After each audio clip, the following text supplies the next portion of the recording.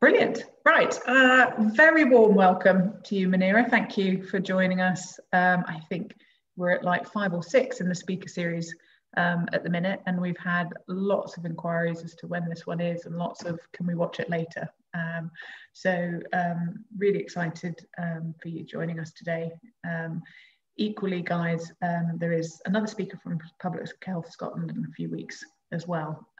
So you can kind of get a picture from different parts of Public Health Scotland.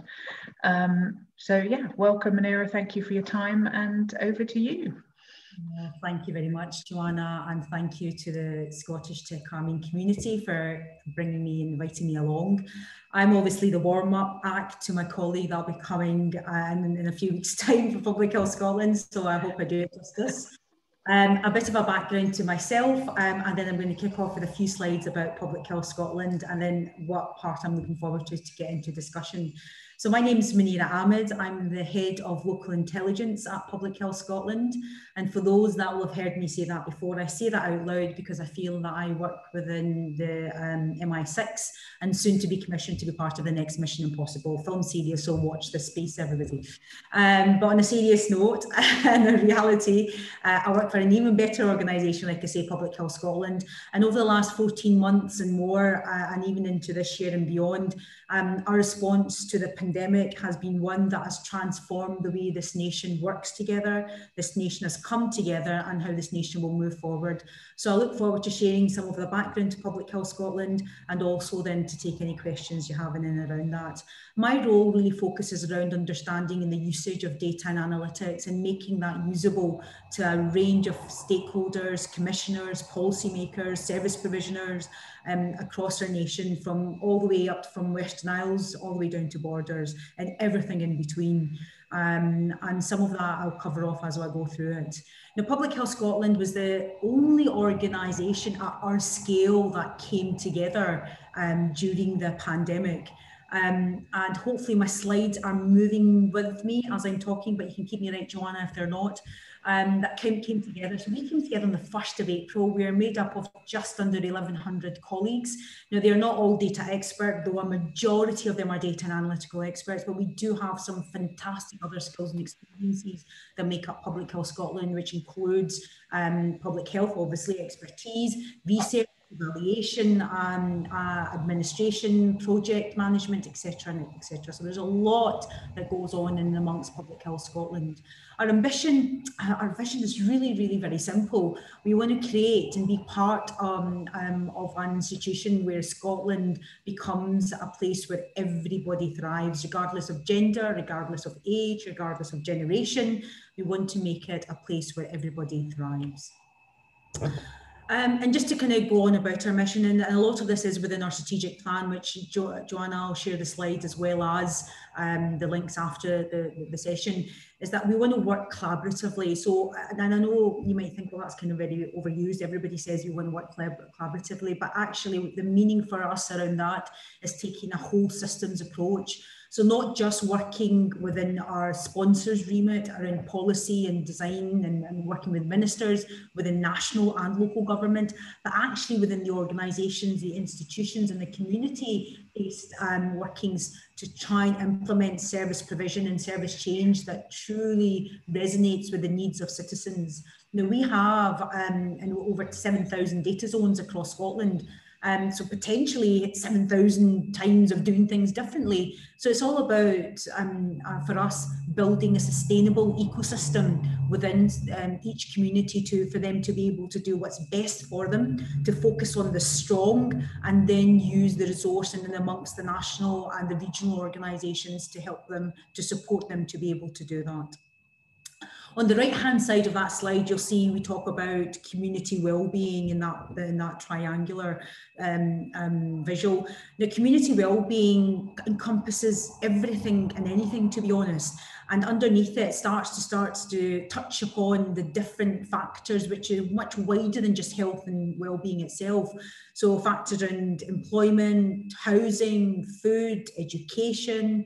So to truly support Scotland to become a nation where everybody thrives, we just can't focus on health. we just can't focus on social care or primary care. We need to look at all the elements, from pre-birth right through to death, all the services, and then amongst all of that, how can they be improved to really start to impact a person-centred approach, but also an approach which allows citizens to be in control of their health and wellbeing journey. Moving on, how we will work, and this slide for me is really, really important because though being in Public Health Scotland, relative to my colleagues, I've been in it for just over 5 years, is that for me, joining an organisation, it has to resonate in some level. And for me, that resonation comes through my own values, through passion, through the likes of the emotive elements. And this slide really, really starts to showcase that though such an organisation with, as I say, just under 1,100 people, a national position with local and regional reach, our values are very simple, and it's ones that come from the heart. So values around collaboration, we've talked about that, but the other ones around respect and integrity and being innovative. And one of the things that I found, especially as forming into Public Health Scotland from April last year, is that from our chief executive right down to all other staff cohorts, the voice of ambition and creativity. Now, obviously, during the first kind of year of response to the pandemic, it seems a blur, but it wasn't. It was really intense. It was fast. But what we were able to do was harness the creativity and knowledge and passion of all individuals to do things differently for our own organisation, but importantly for the citizens of Scotland. And that still continues as we now go into the recovery and the rebuild of our nation.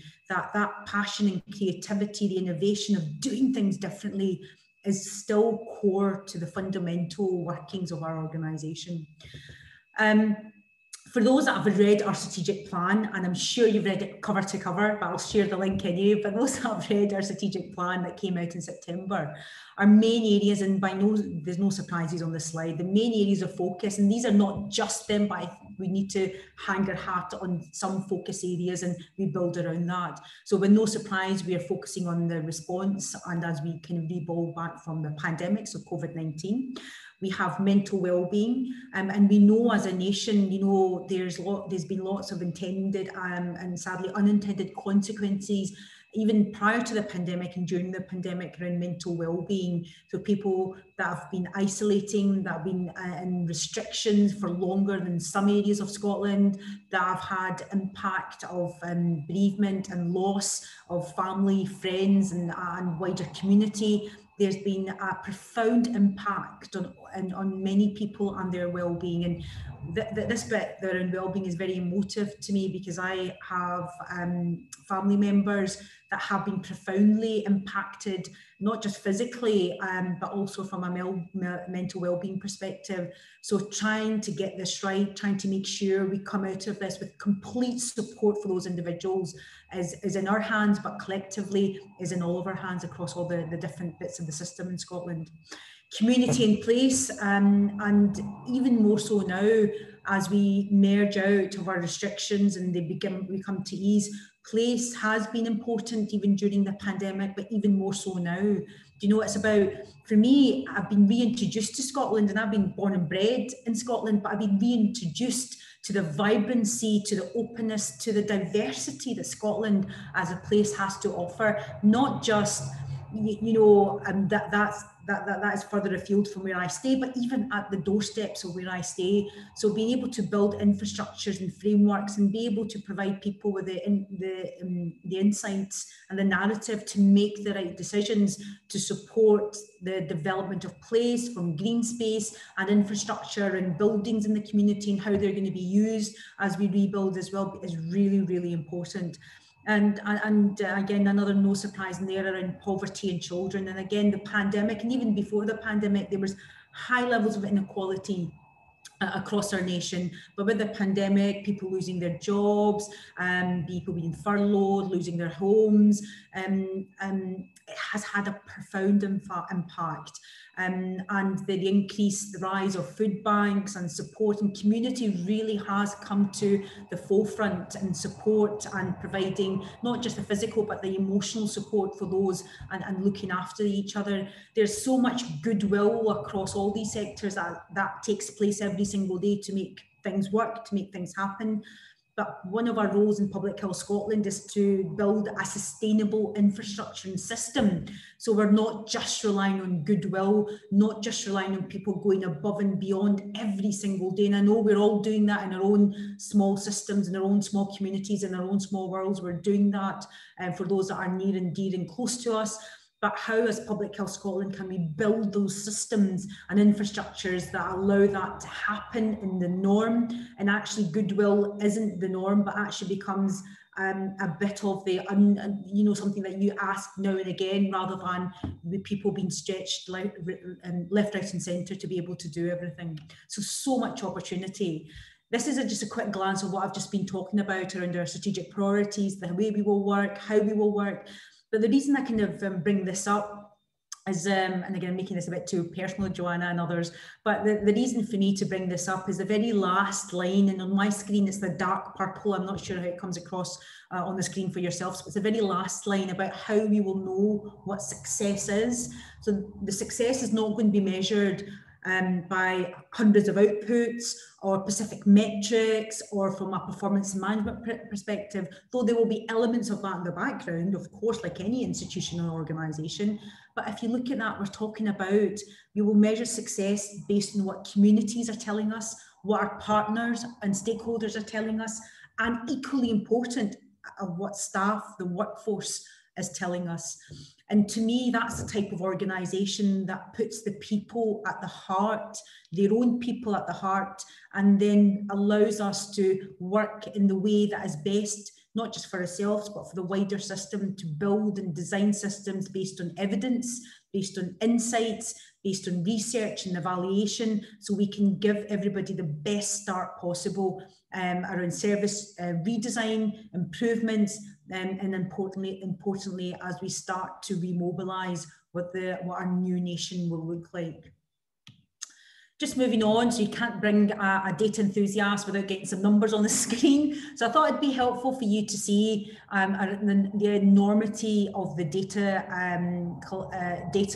spread that we have. I was going to say collection, but actually we don't just collect data. You know, this is about bringing together data in an insightful manner. So this is just a snapshot. There's much more of that goes on, and I probably would have needed all my slide deck to start to talk about the number of data sets we have. So we have around about 100 data sets, and a lot of them, if not all of them, have full coverage across the pre-birth right through to death perspective. This is just the enormity of the amount of information that comes in on a weekly basis from a Scotland perspective. And I say there's much more there as well. And this is the side around the data from cradle to grave. So as I say, most of our data sets have that 100% coverage, and there's a lot more new data sets as we're evolving and even coming out of the pandemic. So things that are not probably in there is around social care, primary care data, COVID data.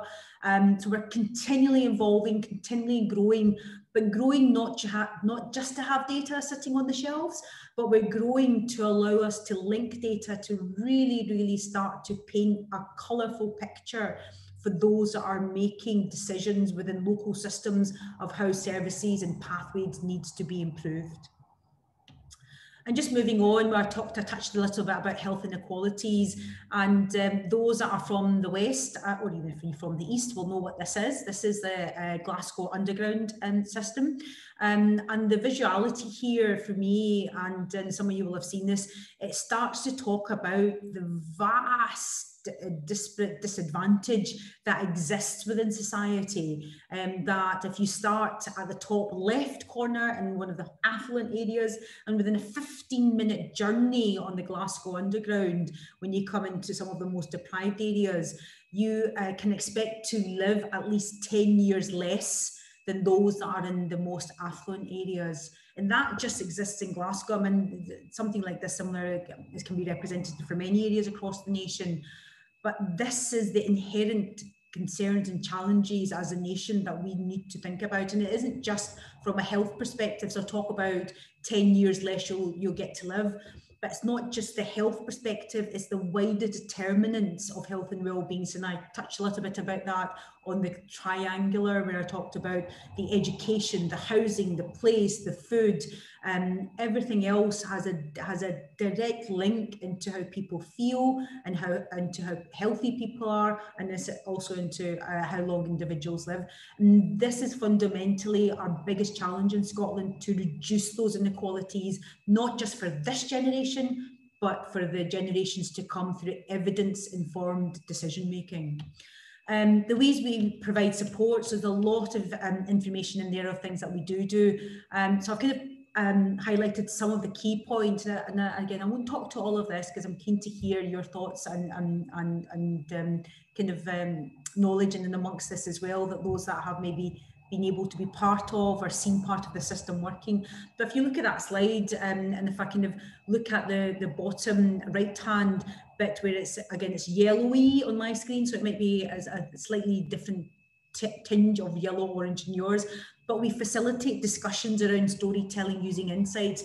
So though we have, and I don't think I shared this already, so we have over 350, probably tipping the scale at nearly 400 data and analytic enthusiasts within Public Health Scotland. We're the largest employer of such skill based in Scotland, so you can imagine the diversity of skills, but not also the diversity of work that we were able to do, from specific topic areas to generalist, about how we link data and into the storytelling bit. So the whole spectrum of data science is covered in amongst a number of teams and a number of work areas.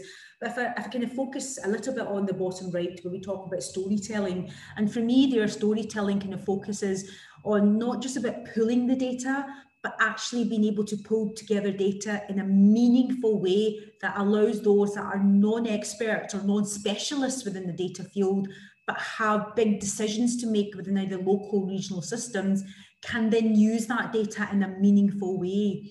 You know, so being able to present just spreadsheets or charts or visuality without that story will not help make or move change at pace than having a story that is emotive, that is relatable.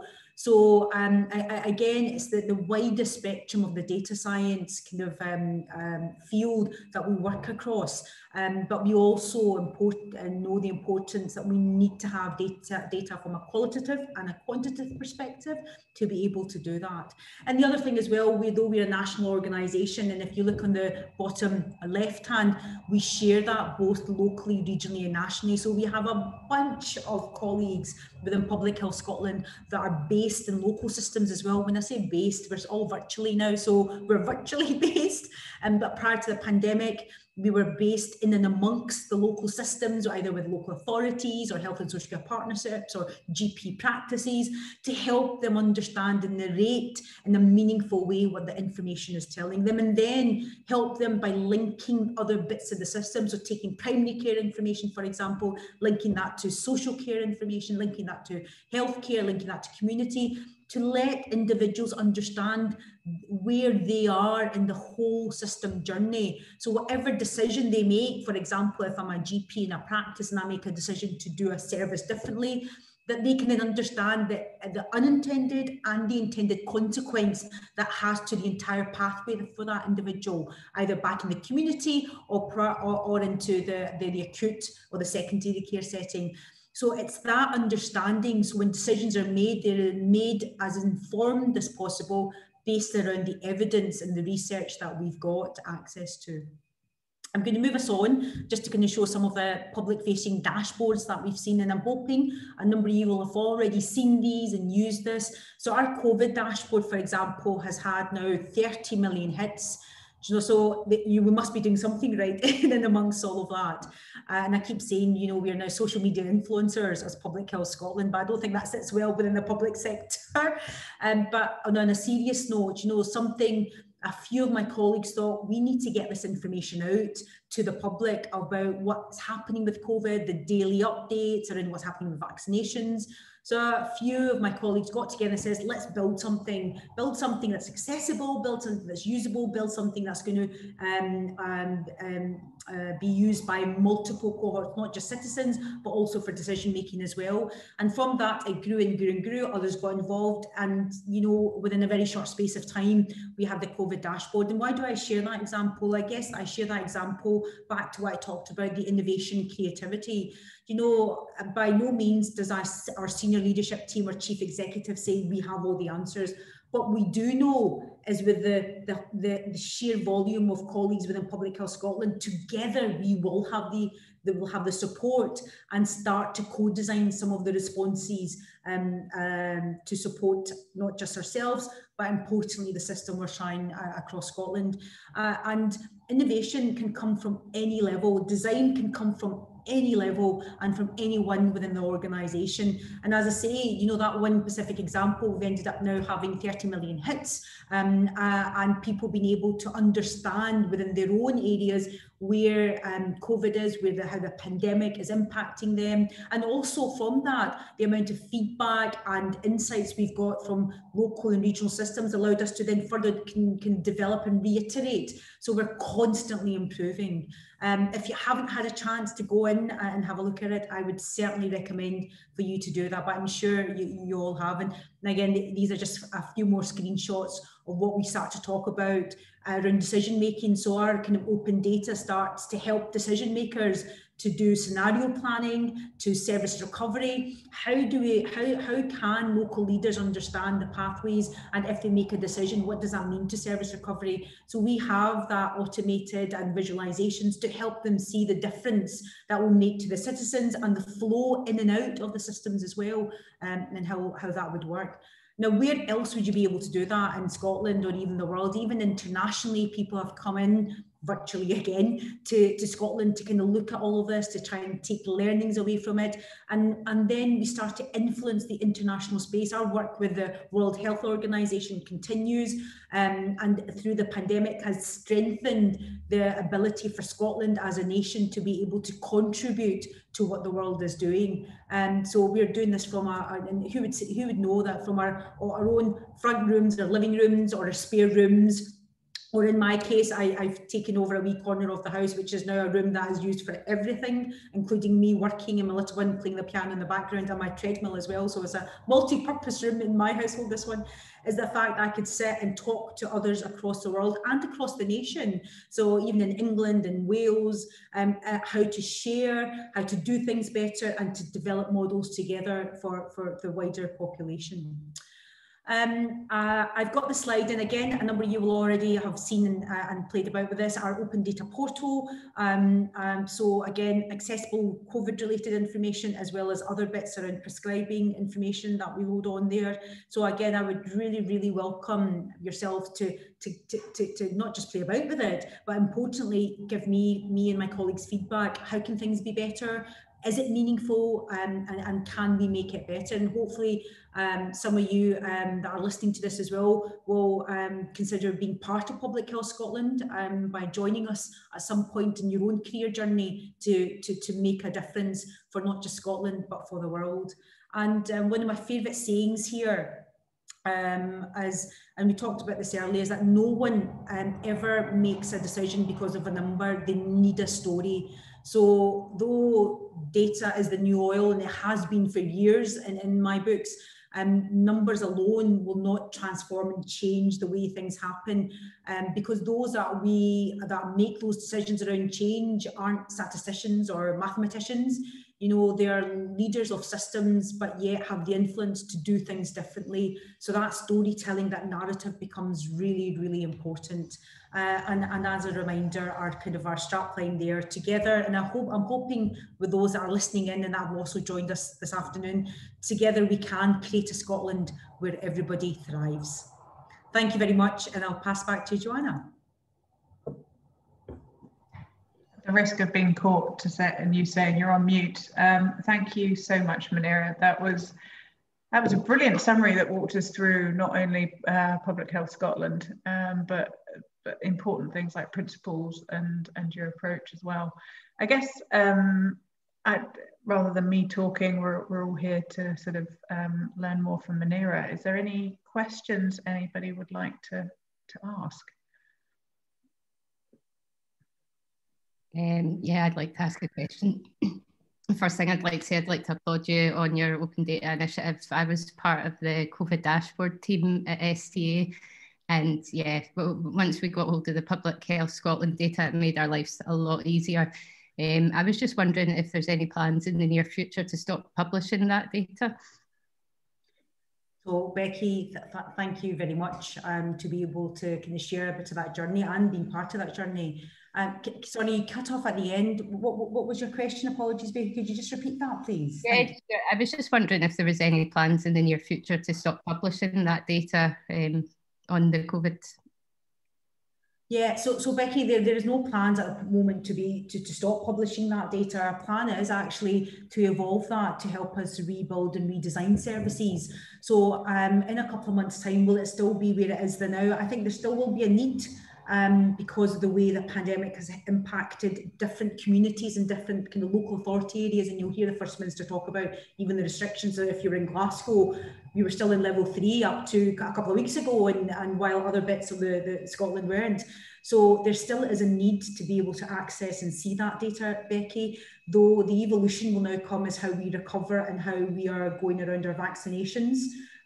You will, and kind of very helpful reminder as well, Becky, thank you very much, which I'm just going to kind of point out now as well. So we opened our link for between 18 and 39-year-olds to be able to get their vaccination. So you come in and register online yourself and register. And within 24 hours, Becky, which was great to see, we'd had 200,000 people registered within 24 hours. I can't remember. I've seen the numbers, what they are right now. I can't remember them off the top of my head. So there is going to be a certain evolution of how we do this and what's going to be needed in the system. And I'm hoping that will help us all understand where we've got to, how we've got to, and also increase the usability in the manner it's in. Hopefully that's answered your question. I don't know if you want to come back on any of that. Thank you. Yeah, no, that's great. Thank you very much. John, you've got your hand up in a virtual way. Yeah, you mentioned the number of analysts and data experts you've got. Could you give me some information about what the background of these people were before they came in? Were they coming in as specialist data analysts? Were they people working elsewhere in the health service who've trained up and moved into that, or people coming from different industries and moving into the health area? John, what a great question, and I didn't have to pay you for that one, so that was great, so thank you very much. There's a diverse range of people that come in, so we can start at the start and I can take you through it in no particular order. So majority of our staff will come from a stats and maths background. You know, they'll have done a course and come through it. But also over the last few years, there are lots of different organisations that have come together that have been given short bespoke courses that people have decided to change their career, for example, John. So they might have had a background in psychology and they thought, well, I want to change my career either for job perspective or for other things, and wanted to focus on data and analytics. So you've got organisations such as Code Clan and others, and even yourself in Scottish Tech Army. But for example, Code Clan offer a 14-week course that gives you a kind of a really intense understanding of data and analytics. So we've got individuals that have maybe specialised in a different skill other than stats and maths, but have done some really intense training around data and analytics, and they apply. We have certain levels, John, within our organisation. So normally we have, and there's an open advert for now as well. I think, Joanna, you might have already shared it. If not, I can give you the link for it. So we kind of start at information analyst, which is a band 5, and then you work up to senior analyst and then to a principal information analyst. And normally at the information analyst, at the kind of start of that kind of order, you would have people that have either graduated, they kind of coming straight out of kind of university, and they it's sort of their first kind of real job. And those are sort of people that we see. And what I have seen more recently as well, the people that have changed industries. So for example, there was a big shift from gas and oil, and we saw a big cohort of individuals applying to come into the public sector. So not all of them would have started at the band 5 level, depending on experience around management and leadership and other bits as well. They might have started on slightly higher banding, but that will depend on the individual's career aspect. So it's not all about starting at the bottom when you're joining our organisation. We do take into account people's previous experience as well as any other sort of leadership or management roles that they've kind of taken in as well. If I go back a little bit more, so we also have internships and modern apprentices. So for example, if you're, I mean, this is only a couple of years ago for me, you know, if you're 18 and you're leaving school and you're thinking, oh, what do I do? We do have, I see you laughing, Nelson, I don't know what you're laughing about. I mean, there's only a couple of years ago I was in school. It's just the work that gives me the wrinkles. So what we do offer modern apprenticeships or internships where we work with schools and colleges and offer up, and this, again, this will be underneath an information analyst. It'll be an information assistant. They can come in, do a kind of a year's course or a 12-week program, 6-week program. And through that, we put them through courses, through education, as well as live work. And the last few, there was 2 that we had last year. And I'm racking my brain, both of them are now part of our data and analytical permanent cohort. So there's that journey as well. The other few things that we're doing, just to kind of give you a quick heads up, is that we're working with charity-based organisations as well. So, for example, right now we're working with DataKirk, and I don't know if people know DataKirk, but DataKirk is kind of an affiliation from Data Lab, but DataKirk focuses on diverse and disadvantaged cohorts. So we're working with not just their kind of adult population, but also the young people. So children between the ages of 9 and 18. We're opening up our space, inviting them virtually in to do some learning using some of our open data. Obviously, it's TASER, considering it's a 9-year-old, so we've kind of bespoke some of that package. They're getting to come into our training induction space. They're getting to meet analysts. We're in the process of setting up some mentorships with some analysts with young people as well as the adults. So we're working a lot with charities to help that. Now that's a very open trial right now, but I see that going strength to strength. And also something like this as well, John, coming out, and Joanna was great, Joanna and Alistair both were great to invite us into the space. But I'm hoping by trying to make some of these connections, people are ignited in their interest in trying to join Public Health Scotland. Does that make sense? That was a bit of a whistle-stop random back download about roles and where you could come into. John, anything you want to come back on that? No, that's really helpful. It's quite interesting. I probably tick quite a lot of your boxes. I've got a maths and stats background. I've been working in finance for years and then got made redundant because of COVID, and have been doing the Code Clan data analysis course for the last 14 weeks. So I'm not sure how many of those boxes you tick, but it seems to be quite a few of them there. So that's really interesting to hear. And so if you're looking at people coming from a different industry, what sort of cross skills were you looking for? Is it things like your analysis skills, your experience of dealing with management and things like that? What's the key for you, do you think? Yeah, so John, that's great. Now, and just for the others as well, this isn't a tick box exercise, but John, and I know you're kind of comically saying that, but it's great to hear as well. So a few things just there. So you're totally right. For cross-sector, we'll be looking for your understanding of platforms and different systems. Looking at what type of analysis, for example, and this is open to everybody, not just to come from a different industry, what type of analysis you've done, what sort of linkages, but more so how you've described that narrative. And I think what is more and more important now as we move into an industry where a lot of our leaders and ministers aren't data savvy. You know, our First Minister, the data she uses is data that comes in from Public Health Scotland. So it's myself, my colleagues and others that help design all that data. So the importance of being trustworthy and respectful in how we build that narrative. But also, John, so say if you're a kind of seasoned professional in the background and came from other industries, do you know, and if you're applying for a job within Public Health Scotland, don't always think, and this is probably to everybody, don't always think it has to be around data analysis. I mean, that's core to what we do.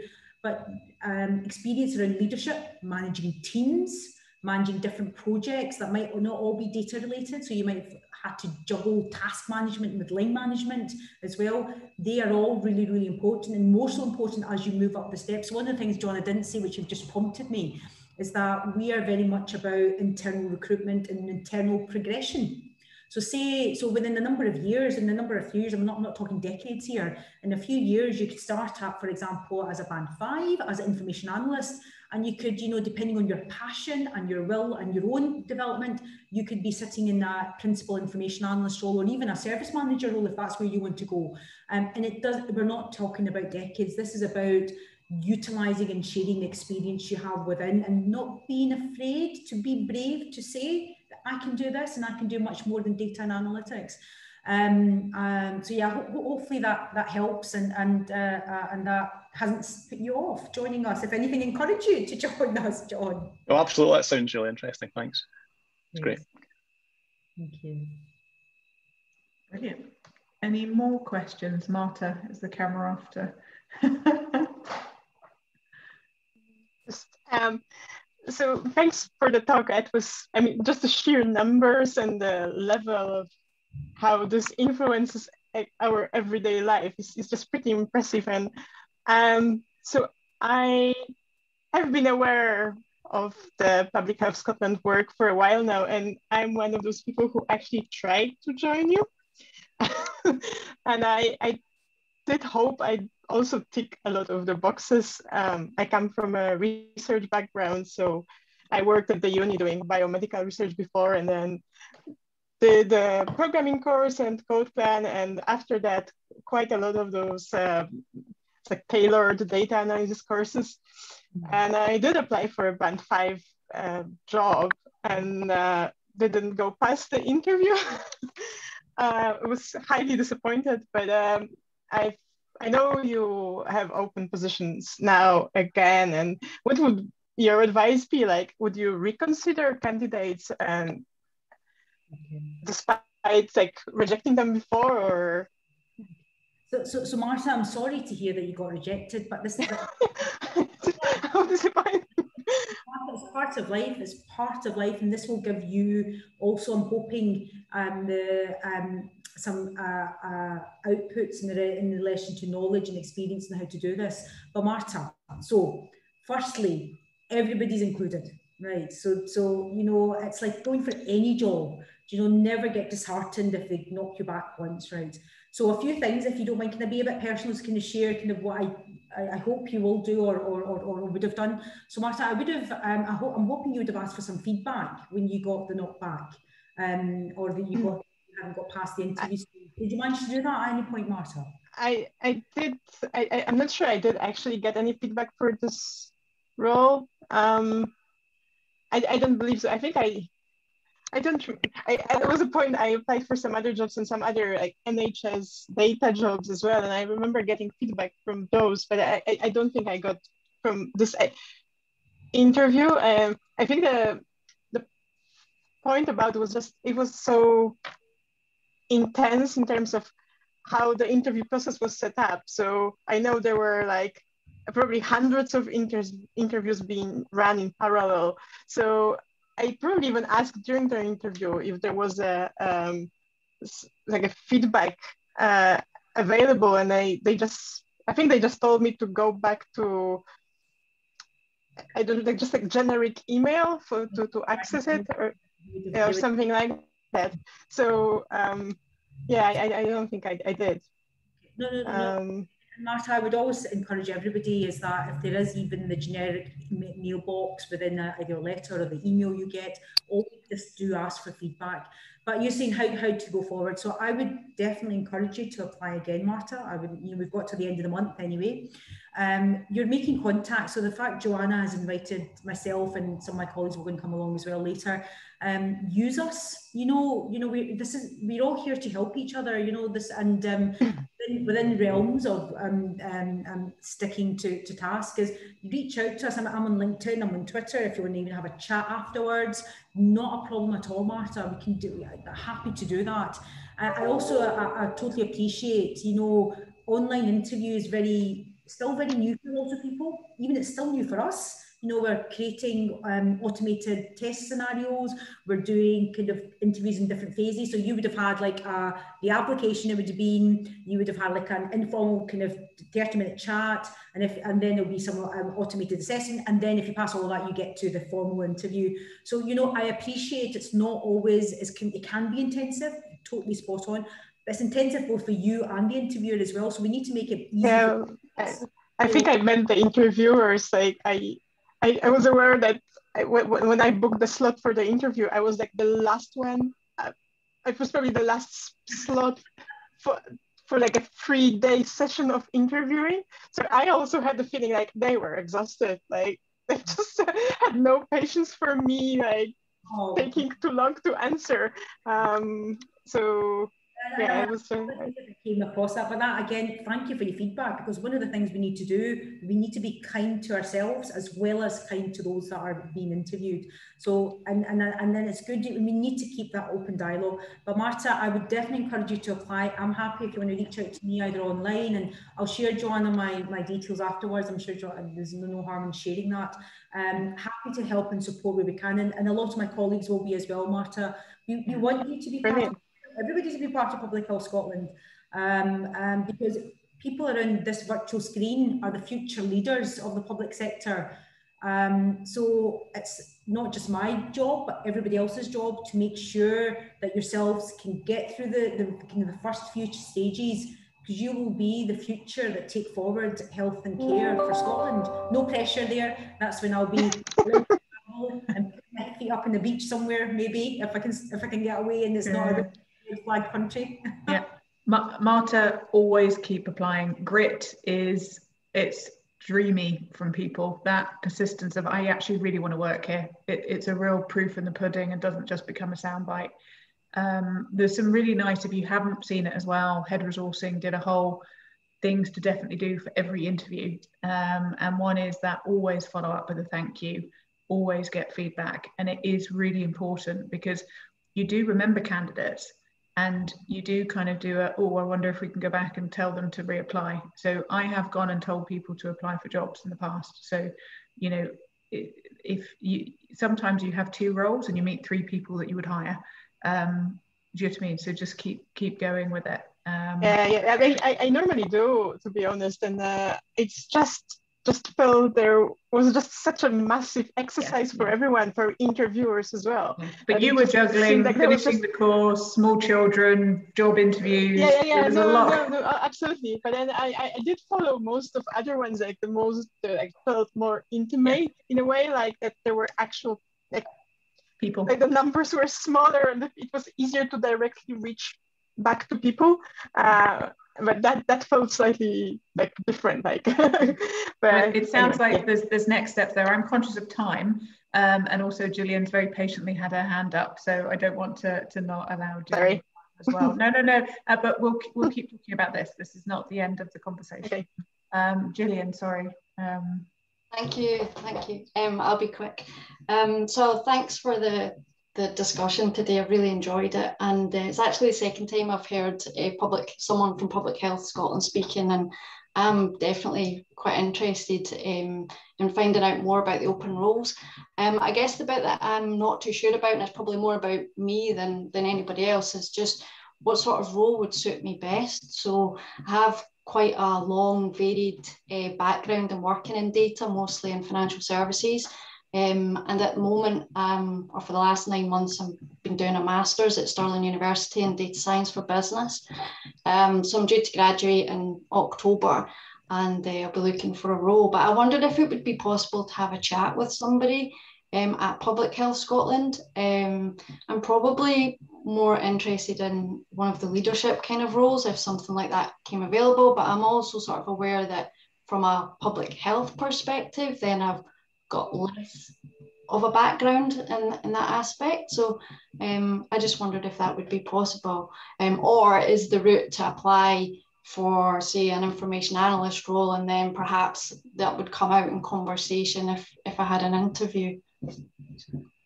Gillian, thank you very much for patiently waiting. I blame Marta, she had too much of a good It was all good. No, Gillian, so I think I can answer this question with a little bit from my own perspective as well, just to give you where about to start. So I joined the public sector 5 years ago, and I started within the senior exec role because I had a background from working within the financial sector. So, oh, snap. So what I did there was I sold, when I interview, the skills that were transferable, but also where, so I didn't come from a health background. Even before Public Health Scotland, I mean, I was like a user, you know, I was just like one of the citizens, and I would go to the hospital or the GP if need be. But actually, for Public Health Scotland to be the best they can be, we don't all need public health specialists. So we have quite a few of them, Gillian, within Public Health Scotland. I'm not a public health specialist, though I'm learning a lot. So I think it's about showcasing, firstly, the openness to learn different skills, but never underplay your own powerful skills that you've got. You always try and focus on, well, that's the gap, so that's what I need to know. Talk about the big sheer amount of experience, either if it's from previous work careers, or if it's from your academic life, or if it's even from your personal or social life. Use that as your superpower. I'm happy to, there's myself and a few of my colleagues that we can kind of connect you into, Gillian, for have a conversation. At present, we don't have any leadership roles, but that doesn't mean we won't be. So if I can be open and honest, we have roughly about 60 to 70 vacancies around the analytical front. So that's quite a lot, all at different levels. So right now we're recruiting for Band 5 information analysts. We'll soon be going out for Band 6 and then again Band 7. In the last Band 7 round this year, we did recruit externally. So we promoted people from inside to that leadership role of an analytical role, but we also took a few people from out with as well. So all of that is possible, and some of our timelines might actually fit into when you're going to end up graduating in October as well. So happy to share some of that offline and take that into consideration. But I think that's a really good question that you've just asked. You know, people will, and as John said as well, you will have lots of different experiences. Aim where you know you can add value, but also where you can get challenged. So don't always try and fit into, and I know, Gillian, you and others wouldn't do that, but sometimes automatically we think we'll go with where we can do 99% of the job because it's a new organisation. Actually, organisations want new thinking, creativity, leadership, and it's not always the expertise from that specific field or topic area, because that can be learned, can't it, Gillian? Yeah, of course. Even public health, when I first joined it 5 years ago, within the first year, I mean, I started calling myself a public health expert because I'd learned so much, you know, though I obviously wasn't. But, you know, you learn a lot just rubbing heads and that kind of the informal chats over coffee, which I miss at the tea points now because we can't do that. But just those informal chats and connecting and, you know, walking out for lunch, you learn so much. So don't worry too much about what you don't know. Just think about the superpower of what you do know, because a lot of people around the table won't even know that, Gillian. Yeah, that's really helpful. I think a lot of what you say resonates with me, and I don't necessarily have a problem with that. But what I definitely have a problem with is when you read the job adverts. You know, I'm very much fall into the trap of, you know, you read the top 5 things and you think, oh no, I'm not that great at any of those things. Right, next, you know. So I think it's I think I would appreciate a chat if it's not with yourself, but if it's with one of your colleagues. I think is finding a role that would match my skills. I'm sure there must be something in public health where you know, I could add value and I could continue to learn, but it's just understanding, I think, maybe your structure a bit better and what people actually do, I think would be really helpful. Okay. So Gillian, just reach out either on LinkedIn or Twitter, just connect and we can connect from there. That's awesome. Thank you very much. Really appreciate it. Cheers. And Gillian, actually, what you've touched on there is something we covered in an earlier talk, is when you're not sure, you then massively use your networking.